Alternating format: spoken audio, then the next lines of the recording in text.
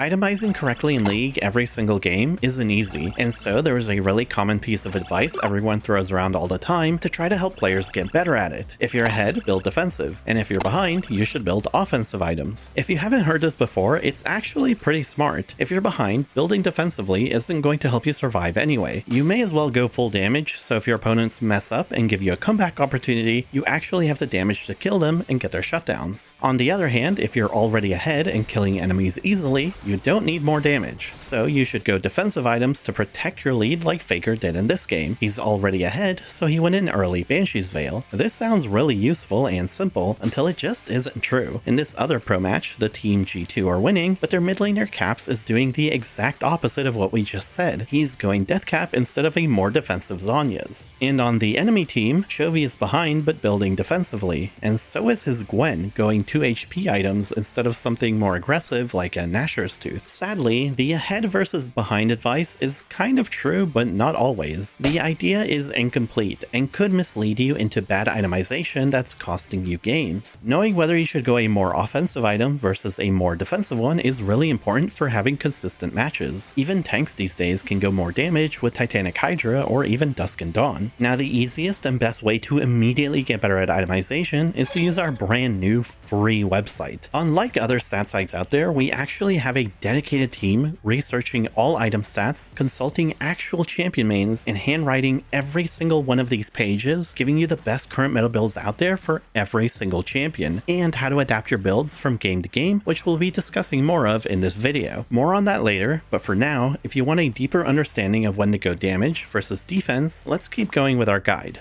If you have no idea what you should do, I recommend always defaulting to higher damage item over defense. Otherwise, I'm going to show you a very simple way to figure out how you should itemize from game to game. All you need to determine is whether you're the rush comp or the defend comp. In most league fights, usually the way things work is that one champion needs to kill their opponent before the other one because they lose in the overall DPS battle. A simple example would be Garen versus Darius. If Garen doesn't kill him immediately, Darius will eventually stat check him with way more DPS. So in this matchup, Garen is the rusher and Darius is the defender. This means that Garen wants more offensive items to try to make sure he can kill faster, and Darius would want more defensive items to survive the burst. The problem for you is that every champion changes their role relative to their enemies. For example, Akali is a pretty strong burst assassin, but compared to LeBlanc, she has less burst. So in a 1v1, Akali is the defender and LeBlanc is the rusher. But compared to Victor, Akali gets out DPS'd, so her role changes to become the rusher and Victor is the defender. And then it just keeps changing based on the food chain of who has higher DPS, right? Unfortunately, even if you knew every 1v1 matchup, you're not just itemizing the duel people. The game is a 5v5, and you have to analyze random team comps relative to each other every single game. Which, yeah, most people, even myself and pros, are not perfect at this, because there's billions of different comps out there. But I developed a very simple method I teach most people that usually gives them a good idea for how to build. Most games, both top laners are usually like a fighter or tank. Junglers are typically bruisers, and ADCs are both marksmen, right? The two most diverse roles that typically decide how comps are going to play out are usually mid and support. Each of the champions in these roles usually falls under one of three categories. Mid has assassins who are usually the rushers, then battle mids like Sylas, Yone type of champions, and then more controlling mages who are usually the defenders. For supports, you have the usual rushers, which are engaged supports, then mages, and then enchanters. Enchanters tend to be a huge decider in comps because if you don't kill a Sona or Soraka, they're just gonna out-heal and shield everything. They're just really good the longer a fight goes. So typically the comp with an enchanter are the defenders. Okay, so let's try it. If I'm Galio and the enemy comp has a Zed and a Leona in it, these are very rushing champions, so defensive items like Zhonya's and Tabai's will have way more value. But let's say they swapped and now they have an Orianna and a Nami instead. Our comp is now way more incentivized to rush them down. So instead of Tabai's, I might go Sork Boots, and instead of Zhonya's 4th, I might go an earlier Deathcap for more damage so I can kill them quickly. This guideline works works very often and can be a quite simple way to figure out the goal of both comps. Mid and support are definitely the most diverse roles in the game, so they're the ones you should look at first for a better idea of how much damage or defense you might want to itemize. But of course, you might have some immediate concerns. What if both sides have an enchanter and control mage? Or what if the enemy top is singed? Or what about, well, there's going to be billions of possibilities here where this won't give you a clear answer. It's not a perfect system, but the goal is to get you thinking about which comp has better burst damage and which comp is favored in longer fights. Obviously, champions like Kindred in jungle or Kayle in top are going to skew which side is the rusher or the defender, but in most cases the answer lies in the mid and support roles. Now if you're not sure or both comps look kind of even in DPS, that's when you fall back to other advice like the one we talked about at the start, where you itemize whether you're ahead or behind. Or if you remember a tip I gave you earlier, if you have no idea what you should do, I recommend always defaulting to higher damage item over defense. The reason why damage is almost always safe to build is because 1, killing someone is the best defense in the game. I always tell ADC players this: if you kill the enemy assassin in 2 to 3 auto attacks, that's going to save you way more often than something like a guardian angel. But damage has another benefit: it also opens up macro options. To explain why, bear with me for a little story. I main mid, and one of the champions I wanted to play more of was Brand. But Brand mid is obviously not a meta pick, right? And a big part of it is because he has an awkward build path. The goal, like support, is that you rush Rylai's as your first item, then go right into Liandry's. And this is because these items are OP on Brand. But there's a reason he's not a very popular mid laner, because you're really good at fighting with these items, but you suck at everything else. Clearing waves feels miserable. You have no haste, no mana, it is just so much effort to play the game. Think about those games where you pick something with terrible wave clear like Fiora, Camille, Ashe, Vayne, Akali. The game feels terrible if you fall behind, right? You just can't clear a wave to save your life, so you can't do anything. So I went and got coaching from someone who mains Brand mid, and he told me I'm overbuilding health too early. I'm spending so much gold on these battle magey items when as a mid laner, my main responsibility is damage and consistency. So instead, he told me to go Blackfire Torch second, and it changed everything. I'm able to actually clear waves way smoother, not go out of mana after 2 rotations, pick up jungle camps, spam more spells. It just felt infinitely better to play, and these stats supported this. Most Brand players are playing on hard mode like I was. This is the secret tech that just makes the champion feel actually broken in meta. And unlike me, you never have to go through that trial and error phase. Just use our new website, and you will know for certain that you have the best current meta build for whatever champion you're playing. Other stat sites just tell you what most other players do. They won't tell you what's actually best. And heaven forbid you try to YouTube a champion guide only to get a 1-year-old video of someone just smurfing. And we're the only ones that teach you exactly how to adapt every game. You're versus this comp, do this. If this happens, build these items. Not only do we walk you through every step of itemization, but if you're playing a new champion, we also give you the most important tips to picking up the character immediately. Back to Brand, our page would teach you the most important combos you need to know, but also that you're supposed to max E, not W like everyone else does. In mid, the way you lane is you poke by using W on caster minions, then spreading the burn with your E. So of course, you should max E for your poke, not W. I know I'm ranting a lot about this random pick, but mid laners, trust me, if you go try Brand mid with the info on this page, you will never look back. And that goes for all of our other researched and handwritten pages by challenger experts. The link to the website is in the pinned comment below. Keeping up with the best builds will be a breeze starting today. Now, as I was saying, just knowing that you can go Blackfire second on Brand changed everything for me, because damage helps your macro so much. Remember how those games where you can't clear a wave feel really awful? It's because you can't do anything, right? You can't farm, you can't push a wave to threaten a tower, your opponents are roaming around doing whatever they want while you're just stuck on minions. The opposite is true as well though. When you're fed and waves just kind of melt in front of you, it is the best feeling in the world. Clearing a wave 1 to 3 seconds faster because you went Dusk and Dawn over Thornmail as Shen, or you went Lichbane over Rocket Belt as Ahri, just makes the game feel so much better. Most players don't think about this, but a lot of League games can be lost because you pushed a wave or did an objective a few seconds too late. This is a good example. G2 in that same tournament we were looking at before lost it all because it took them like 2 to 3 seconds too long to kill this dragon, which gave BLG just enough time to catch them and wipe them to finish the game. In solo queue, this happens more often than players realize. Sometimes you die in side lanes because you were pushing a bit too slowly, or it took you too long to finish finish a tower. Building more damage helps a lot with this. You can push waves faster before you get collapsed on by players in a side lane, you can steal jungle camps faster, you can push towers faster, take objectives faster, and when you play the game faster, more macro options open up to you because you'll naturally have more opportunities. So if you genuinely have no idea whether to go more damage or more defensive items in your build, always pick damage as your default choice. But picking the right damage item is just as important, which brings me to one of the most common mistakes I see from less experienced players, which is tunneling too much on their transitional items. The simple way to think about these is just as your second core items. There's a lot of items in this game you can't buy immediately. Infinity Edge, Rabadon, Sterex, Jackshow. These are more late game items, right? You need other items before you buy them because they scale based on your other items. There's also items that scale based on enemy resistances or their damage, like Serylda's, Lord Dominic's, Void Staff, or even Randuin's. So the way itemization works for a lot of champions is that you buy a core item, then you buy a transitional item to get through the mid game. So this would be stuff like Shadow Flame, Horizon Focus, Opportunity, Shojin. Then for tanks, it's a bit more case by case, but Sunfire and stuff like Dead Man's Plate are good early purchases, right? And only then can you start building the big ticket items, which I'm going to call required items from now on, because they're the items you eventually want in your build, but you typically don't want to build them too early. Okay, here's some rules I usually give people to make sure they have better mid games. If you're ahead and you're snowballing because you smurfed the laning phase or whatever, transitional items tend to be really good. You can build them and be happy because these items tend to make your champion do what they want to do better. If you have something like Shadow Flame or Storm Surge on Aurora when you're ahead, you feel like a god just one-shotting everyone. They're just early Magic Pen burst items, that's why they're so good early. If you're behind though, I highly suggest skipping your transitional item in most cases. Let me use Jinx as an example. One of Jinx's best build paths at the moment is rushing Hex Optics into Phantom Dancer, into Infinity Edge, into Lord Doms. For a lot of ADCs that go a Zeal item second, it's usually counted as their transitional one. The problem when you're behind is that your second item slows down your actual core items too much. So imagine a Jinx versus a Cassante and a Sejuani. If you're behind in the game, and in your inventory you have a Hex Optics and a Phantom Dancer, meanwhile they're ahead, so maybe they have an item up on you, you will never deal damage to them. It will take you forever to finally get to your IE and Lord Doms, and only then will you finally be able to kill them. Remember, our required items are a bit better later into the game because they scale based off your opponent's resistances or damage. So because Jinx is already behind, rushing Infinity Edge second into Lord Doms would allow her to play the game sooner because her opponents are already so tanky. Let's say I'm Xerath and I'm inting the early game. I wouldn't go Ludens into Storm Surge or Shadow Flame or whatever. My opponents are ahead, so they have base levels over me. Base levels give resistances and health. I'm behind, so I'm never going to kill anyone by going Storm Surge as my second item. I may as well skip it, go right into Void Staff, then Death Cap. This is the only way I'm ever going to be able to catch up in damage. Cool. So those two rules are simple to follow. If you're ahead, transitional items are probably good, and if you're behind, you should probably skip them. But what about in an even game? In draft, you always want to make note of what items you're probably going to need that match. So let's say I'm Jhin, and I'm against a Lissandra and a Leona. I probably need Mercurial Scimitar to play the game at some point, right? So my two required items every game are IE and Lord Doms. So I have 3 required items in total. On Jhin, players will often go Stormrazor, Swifties into RFC as their transition item, right? The problem with this is that if you have 3 required items, you won't get them all until you have 6 items. That is a full build for every role but ADC. Instead, let's say I'm playing Kha'Zix. My required item every game is Serylda's, but I see the enemy comp. They have a Twisted Fate, so I probably need an Edge of Night, and they have a Sona and Ivern, so I probably also need Serpents. Because I have 3 required items that I need to build ASAP, I would likely skip my transition one. So instead of going something like Umbral, Ghostblade, or whatever Kha'Zix builds, I would replace my second item and just go Serpent's Fang immediately. Then I can go right into Edge of Night and just get all of my needed core items as quickly as possible. And that's basically it. If you just do these 2 things by thinking about whether you're the rush or the defend comp, and then considering how much you actually need your second item, your games will feel a lot better just because you'll actually be itemizing way more efficiently every match. And that's going to be it for this video. Remember, check out our new website to make itemization super simple for your champion, and I'll see you next time.